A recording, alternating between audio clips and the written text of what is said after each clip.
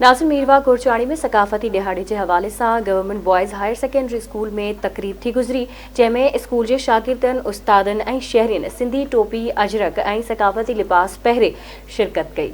उन्हीं हवाले से वीडियो लिंक ते मौजूद है आवाज़ न्यूज़ रिपोर्टर असद अली समो। जी असद।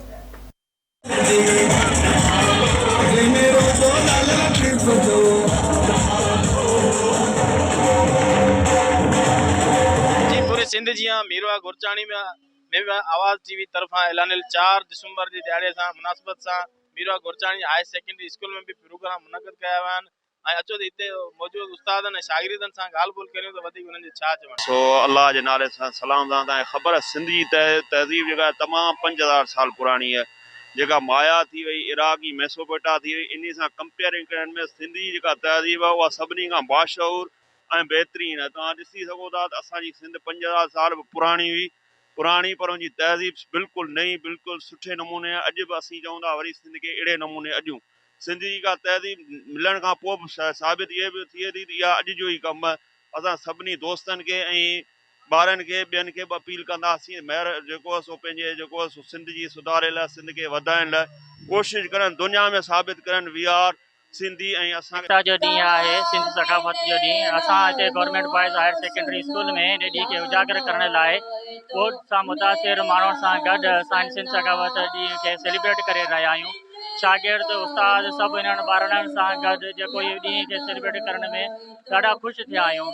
असां थोराइता आहियूं आवाज़ टीवी न्यूज़ जा जंहिं असांखे इन तमामु बहितरीन कवरेज ॾिनी। आज हम जो है हमारी सिंध की सकाफत का दिन बना रहे हैं।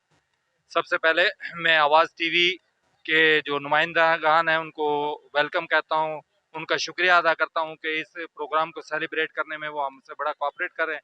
पहले भी उनका हमसे रब्ता हुआ था और इस प्रोग्राम को जो है अच्छे मैनेजमेंट करने में उन्होंने हमारा भरपूर साथ दिया। हम उनके तहे दिल से शुक्रिया अदा जो प्रोग्राम इन्होंने अरेंज किया है जो असीं हिते मल्हाए रहिया आहियूं ऐं ही असां हर साल इन स्कूल में प्रोग्राम मल्हाईंदा आहियूं। आवाज़ टीवी असांजो हमेशह आवाज़ बणियो आहे सिंध जो ऐं इन जे करे ई असीं सिंधी गॾु थियूं था ऐं हमेशह ईअं गॾु थी प्रोग्राम कंदा रहंदासीं। अॼु इहो सकाफ़ती ॾियारो सिंध जो government boys higher secondary school में मल्हायो पियो वञे।